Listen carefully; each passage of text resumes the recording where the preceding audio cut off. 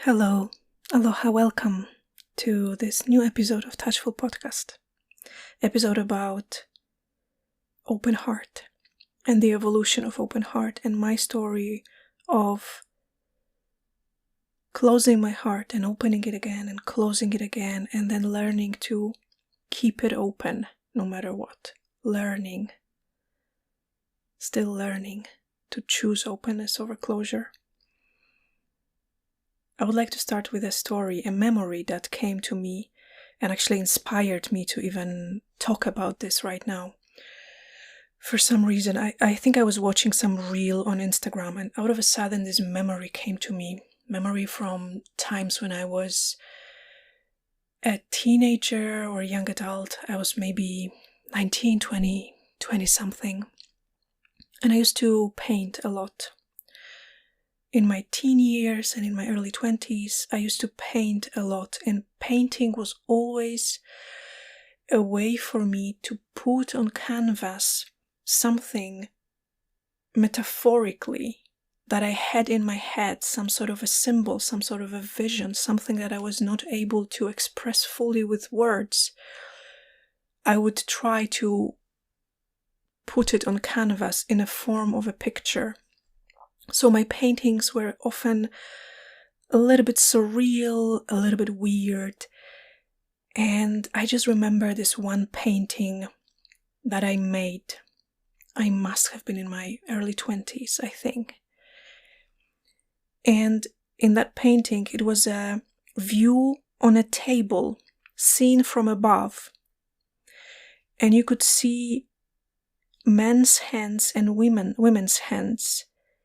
And a plate, and the man was holding knife and fork, and on the women's side there was a plate that she was like pushing towards him or handing towards him to him, and on that plate it was her heart. I remember these 15 years later what my intention was and what my feeling was. Back then, I think I maybe was going through a breakup, was shortly after a breakup or something like that, because this feeling that I had is that I am handing my heart to a man, and he's having knife and fork. And I just pray that he will not stab my heart with this knife and fork, that he will not hurt my heart. But I remember painting that picture and the feeling that I had, that it's sort of, that it doesn't depend on me, that I just give my heart to another person in a relationship, just hoping that this person will not stab my heart with a fork. Just hoping that it will not hurt. And for some reason, this image came back to me today after all these years.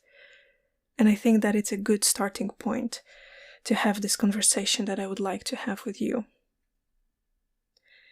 Because there were times in my life when I got hurt.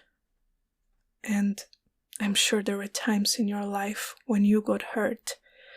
When you were heartbroken. There were sure times in my life when I was heartbroken.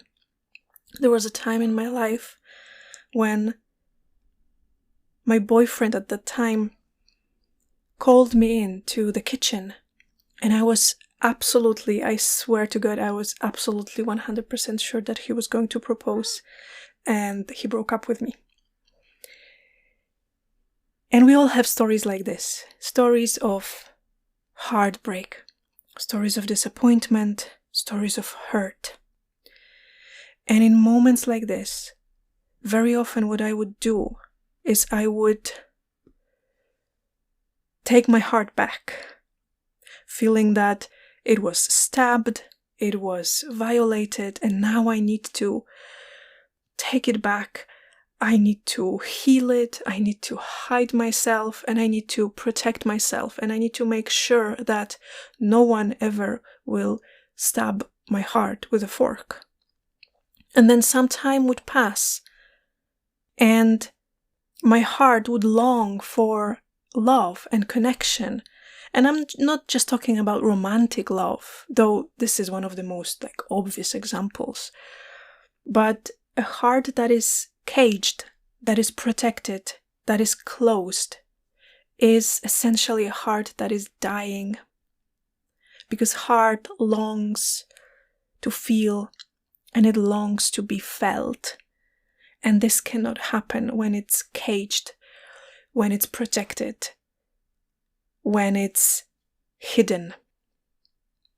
I remember another thing from my late teens, early 20s, a part of painting really weird pictures. I was also writing poetry, and I still do write poetry. It's one of my ways to express my heart.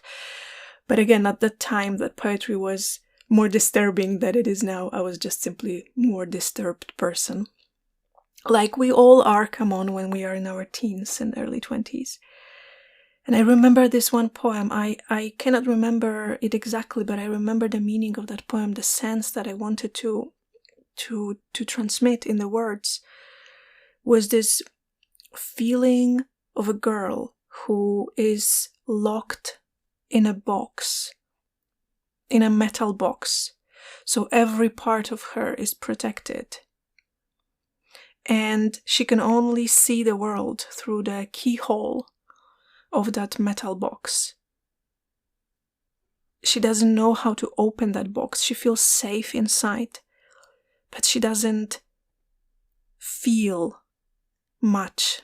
She doesn't feel the touch of other humans. She doesn't feel the touch of the sun or the wind. She can just look at the world through this tiny keyhole, and that is her only way to connect with the world. And that feels like slowly dying. And I remember that feeling of me putting myself, putting my heart, putting my sensitivity. I was like super sensitive child and teenager, and putting all that into a box and swearing to myself that no one will ever hurt me. And you can certainly do that. You can do that. You can put your heart into a metal box and lock it, and no one will ever be able to touch you. Nothing will ever be able to touch you. But the deal is that you will not be able to touch anybody or anything as well. And that the heart that is put in a box is a heart that is slowly dying. Because that's not what a heart is for. A heart is for feeling. It is for loving. It is for sharing. It is for opening up other people for love. What if your open heart has a capacity to open up other people for love? So the journey of my life, one of the biggest part of my self-discovery, self-love, healing, expanding consciousness, whatever you want to name it, was this journey of, first of all, taking my heart out of this box, but also really learning that there is another way that is neither keeping my heart in a box nor handing it to people on a plate and waiting for them to stab my heart with a fork. So at some point, I had a feeling that these are my only options. Either I'm going to protect myself, numb myself, put my heart in a metal box, lock it and throw away the key, and be forever safe but not feel anything. That was my one option. Or my other option was to just hand my heart on a silver plate for the world, for other people to use it, to abuse it, to play with it, or at least me hoping that people would not do that, but knowing that they can do this, that they can stab my heart with a fork and that it's going to hurt and that I'm going to bleed. These were my only two options, and I was bouncing back and forth between these two options for a big portion of my adult life, really learning how to navigate my extreme sensitivity, which is a huge gift. Open heart is a huge gift. Vulnerability is a huge gift. And I could feel it somewhere deep inside. These moments when I would open up my heart and I would share it with the world. These were life-changing moments, life-giving moments.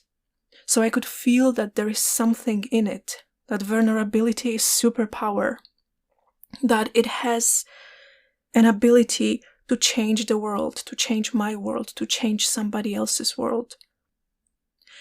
But it was a process for me of learning how to do it from this loving and empowered place in me, not the place that is begging, please don't hurt me. I'm going to hand you my heart, but please don't hurt me.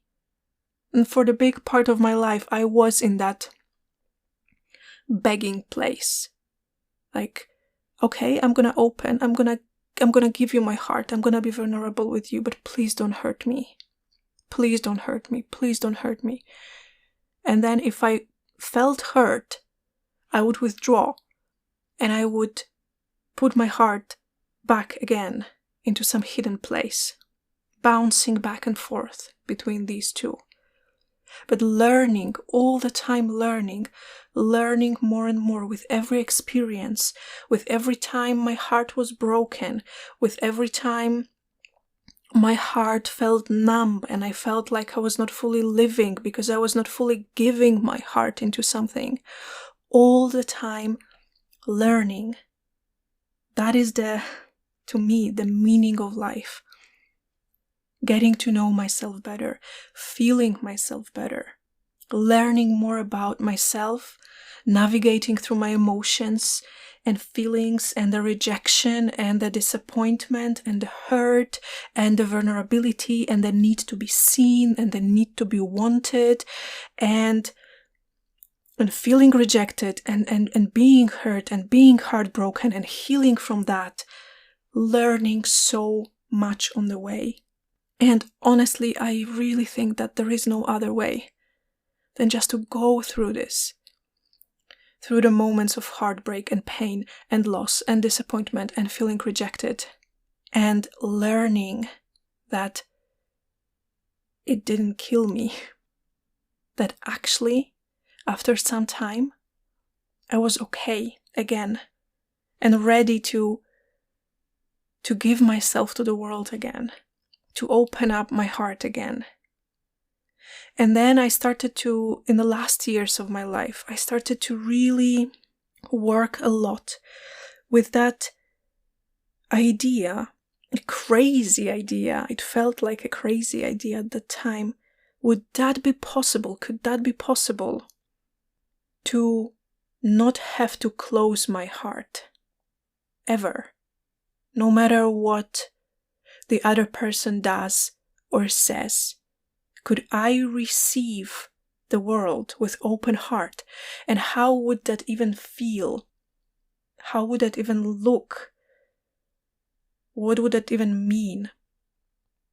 And for that, I had to let go of that image from my teenage and early 20 years, that image of people being able to take my heart and violate it and stab it with a fork.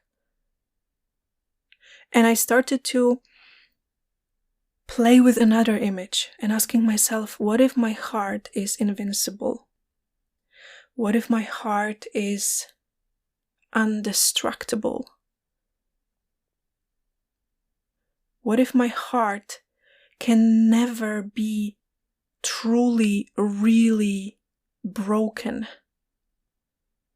That yes, there are moments when I do feel heartbroken. I do feel like my heart is falling apart. I do feel the rejection, the shame, the regret, the pain, the hurt, the sadness, the longing, feeling all that. Oh my God, feeling it so much. But feeling that this doesn't violate my heart, that this doesn't dismantle my heart. And these were the moments when I started to feel more and more that I can rely on myself. I can rely on my open heart, and I can rely on my vulnerability. And that no matter what, I will be okay. I remember the first time I felt it after a huge, extremely difficult time of my life.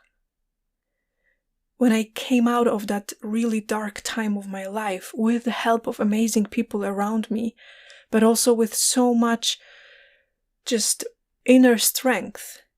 And that first time when I felt like, wow, if I went through this, I can go through anything and I will be okay. Nothing can really, truly break me. Nothing can destroy me.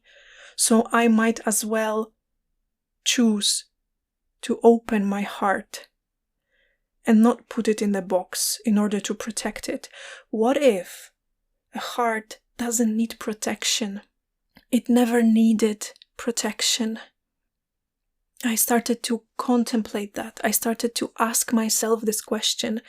And the thing is, I didn't know if it was true that my heart never actually needed protection. I had no idea if it would make any sense or not. But I started to contemplate it with this intention of, what if? What if my heart is invincible? And the softer it becomes, and the more open it becomes, the more invincible it actually is. And every heartbreak and every hurt, it cannot destroy me. I will be okay. I can handle hurt. I can handle disappointment. I can handle rejection. When I was a child, when I was a teenager, when I was a young adult going through horrible things, I really couldn't. I couldn't handle the hurt and the rejection and the pain and the suffering and the disappointment. I couldn't. None of us could. When you were a child or a teenager or a young adult going through horrible things, you couldn't handle these things. That's why you protected your heart. You closed it. You chose closure to survive, to protect yourself. Because really you couldn't. You didn't have any other coping mechanism. I didn't have any other coping mechanism other than closure, hiding my feelings, hiding myself, pretending to be somebody else in order to receive love. I didn't know any other way when I was a child, when I was a teenager. But now I am a grown woman, and I know other ways. And I know that I will be okay. And guess what? I know that you will be okay as well. Maybe that child and that teenager, they wouldn't be okay. But you are a grown-up now. And you will be okay. We will be okay. It will be okay. And my voice is breaking right now, and I feel like tears are coming to my eyes because it's so touching to me to be able to really feel it, that I can handle this. I will be okay. I will feel it. I will cry, but I will be okay. And you will be okay. We will be okay. And one of the greatest proofs of that was it was last year. It was my birthday, and my birthday is the most sacred day of the year for me. I am obsessed about my birthday. I love it. I love to celebrate my birthday. I love receiving birthday wishes. I love to feel loved on that day and to receive all the love and to open up to all the goodness that is flowing to me from all the world. And I always imagine that the whole universe is throwing a party just because I have a birthday. So it was last year. It was my birthday. And I think that the miracle that happened that I'm going to tell you about, maybe I already shared it on the podcast or maybe not, I don't know. But I want to share it again, even if I already did. So the miracle that happened that really changed something in me forever, I think that a part of this miracle being even able to happen was that it was on my birthday. I started the day with a beautiful energy session that I had online, that I booked for myself. And I was just really in a very, very, very good place with myself. A very kind and loving place with myself. And then I had a conversation with somebody who is very important in my life. Very dear to me. Very close to me. And for some reason, that person was not in the good place with themselves. And they said something to me on my birthday, something that is really like the last thing that you would like to ever hear, ever, and especially on your birthday. It was such a thing to say that normally or on any other day, I have no idea how I would receive it. What would I do or what would I say to that person? But on that day, that person said it. And all I could feel was my heart receiving it, receiving these really hurtful words. They were really hurtful. And I could feel my heart receiving it. And somehow, magically, miraculously, my heart opened up even more to receive that person and to receive their closure. I feel that my heart opened up so much to receive their closure and their resentment. And I remember me thinking to myself that there is nothing, absolutely nothing in the whole world that this person could say right now that would make me stop loving them. That my love and my open heart is my business only. And that was the moment when that idea of somebody being ever able to take my heart and stab it with a fork, that was the moment when that idea completely vanished, completely disappeared from my system. And the way I started to feel is that nothing and nobody can make me withdraw my love unless I choose to do so. And very often I do choose to do so. I choose to withdraw my love. I choose to close my heart. And I call it habitual closure. Somebody says something, somebody does something, and my automatic reaction is something that I call habitual closure, because that was my automatic reaction for 3 decades. But I started to see it as exactly this, as a habit, as a habitual closure, that these two things are really not connected. The fact that somebody says something and me closing my heart to that person. They seem connected to me because they happen almost instantaneously, and they happen as an automatic reaction based on all my previous experiences in my life. Remember when I told you that I didn't have another choice? I had to close my heart in order to survive, like we all had to when we were children or teenagers.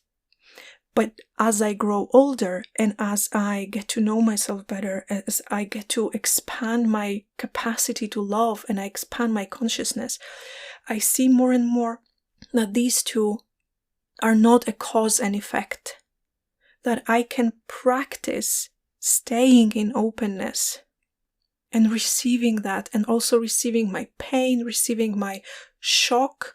Like, I was so shocked when that person told me that thing on my birthday. I remember my shock. I remember my pain. It's not that it didn't touch me. It did touch me, really.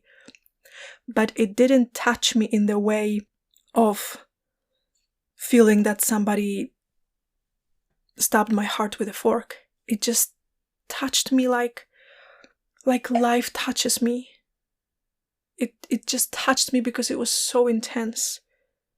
But I managed to keep my heart open and to open it up even more.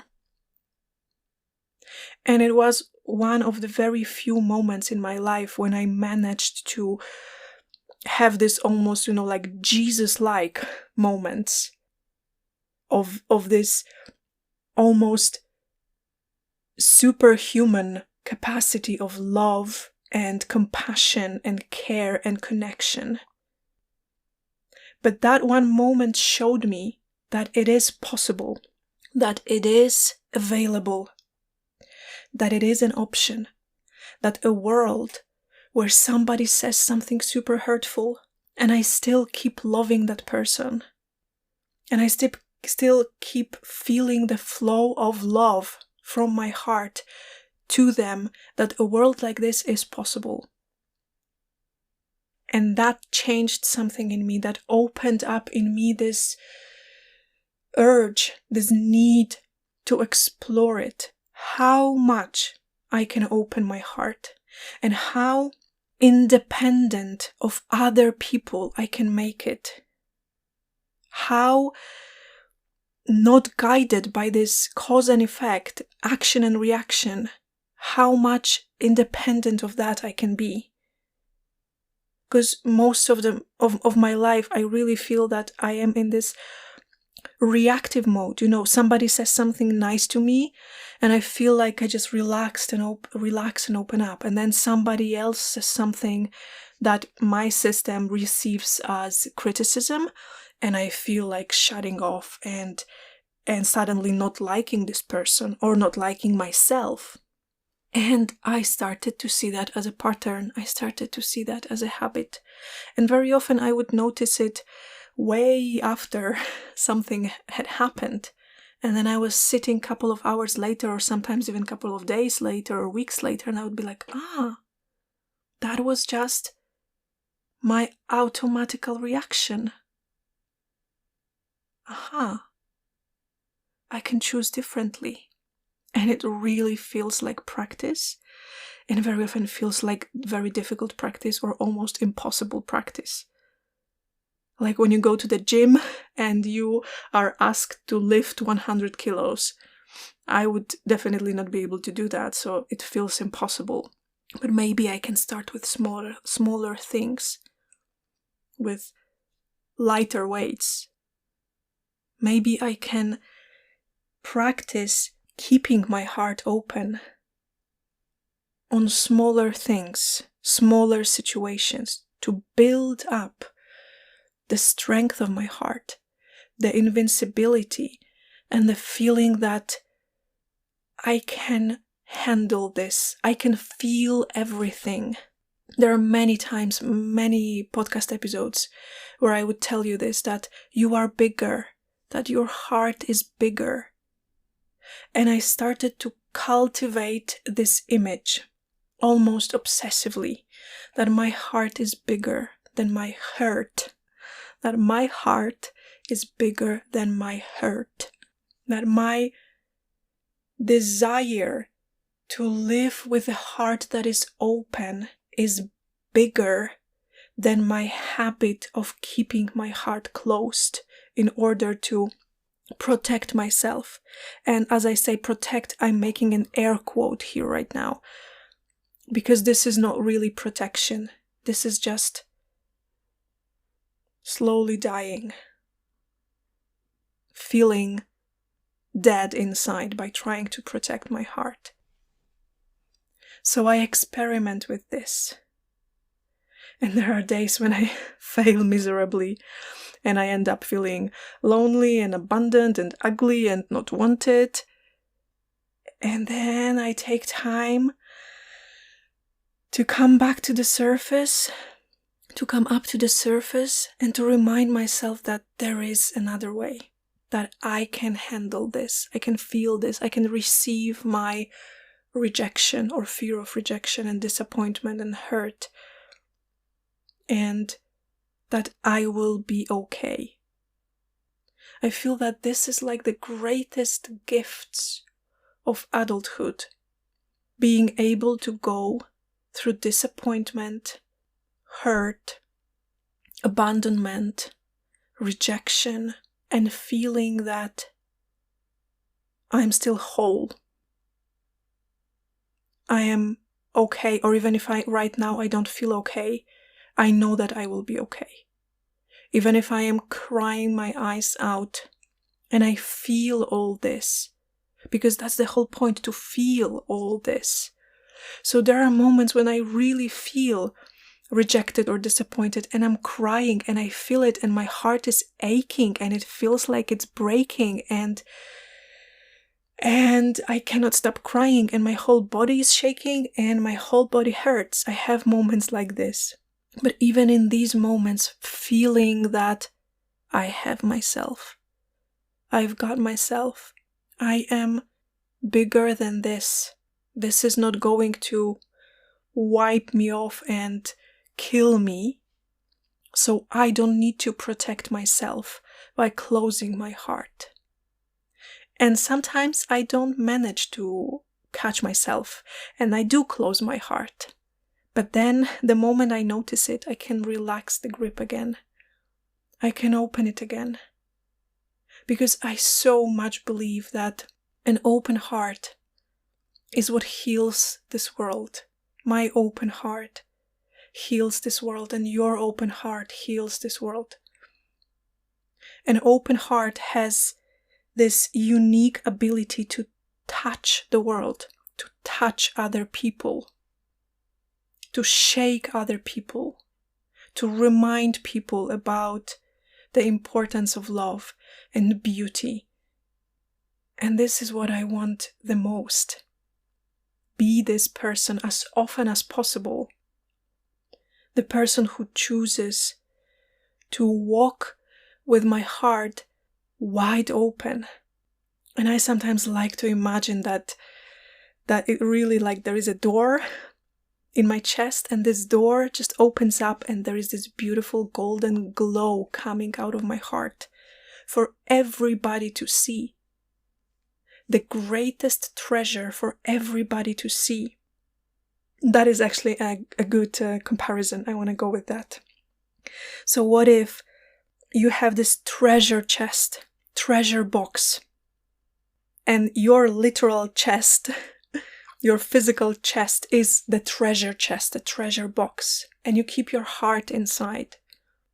And what I would do occasionally in the past is I would just open up the lid to that treasure chest, treasure box, showing the world all the treasures that I have inside, all the gold and the jewels and the magic that is there, and just praying, please don't steal it. Please don't steal my treasures. Please don't steal my treasures. And then every now and then I would feel like somebody would come and steal my treasures. So I would slam the door, I would close my chest of jewels and treasures, and I would be like, no, never again. I'm not going to open that chest again because people are going to come and steal my jewels, steal my treasures, steal my gold, steal my light. I'm not doing that again. But then, keeping that treasure chest closed feels painful. And what I feel that I have now, more and more, because I am very much in a process of self-discovery. But the way I feel now is that I can open that treasure chest for other people to see, for the whole world to see all the diamonds, all the jewels, all the gold, all the light and the magic. And I know that it cannot be stolen from me, that it is impossible that somebody can come and steal it from me. It's simply impossible. So I can just keep it all on display for the whole world to admire the diamond of my heart, the light of my heart, the jewel of my heart, the gold of my heart, for the whole world to be inspired by it, amazed by it, enchanted by it, moved and touched by the jewel of my heart, and I know that it cannot be stolen. It is just impossible. And yes, every now and then I still have this old pattern crippling, this pattern of, oh my God, somebody's trying to steal your jewels, better close your chest. And then I slam it. And then I remember like, hey, Magdalena, you just forgot. You forgot that it cannot be stolen. So you can as well just keep it open. The diamond of your heart shining on the world, it cannot be stolen. And like I said, I don't know if that is true or not, but I choose to see this as true. And ultimately, I really believe that's how the world works.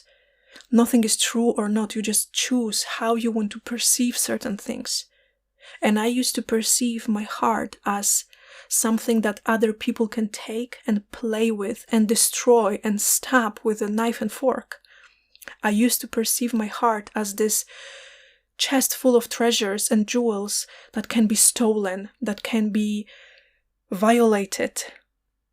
And now I perceive it differently. I perceive it as this chest of jewels that cannot be stolen. Even if somebody takes something from me, no problem, I have more. It's more, it's endless. No matter how much you take from that chest, no matter how much gold you take, it's gonna refill itself. It's endless. It's endless, so I can as well relax, because this cannot be stolen from me. And no matter how many times somebody will try to stab my heart, it's gonna be okay. It will heal itself. It cannot be destroyed. It cannot be killed. It cannot be violated. And I would love to leave you here with that contemplation, with that image. Take this contemplation to your heart. See what it does for you, what comes up for you. Take what feels true. Leave what doesn't feel true. And see how it's going to work for you. And thank you so much for today. Thank you for listening. Thank you for your heart. Thank you for all these times when you open your heart. And thank you for all these times when you close your heart so you can learn to open it again. Because we all just learn from one another. There were so many times in my life when my heart felt closed. But I met somebody whose heart was so open that it actually called my heart to open up. So thank you for doing your best. I love you dearly, and I will talk to you sometime soon again. Aloha, bye-bye.